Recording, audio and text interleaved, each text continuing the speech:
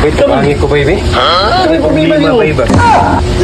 Kanang, kung sa may ka-advise mo sa kuha, bay, nga ang ako uyab, bay, stricto kay ginikanan kasi mabubukan ko ba o may baluan ko ba nga uyab mi siyang anak. Ito kayo ginikanan? Stricto kayo niya. Kasi mabulukan siyang amahan nga ako ang uyab siyang anak kasi may suon. Kasi mabukbukan ko. Sa may ka-advise na, bay? Ang gwapo din mo muna na bay. Ano? Hindi mo pabalo lang ginikanan. Itago mo sa ibang inyong relasyon. Asa sa relasyon. Hindi mo ipabalo. Di ginapagabalo siya. Ayaw hindi ipabalo. Kaya pabandaan nila.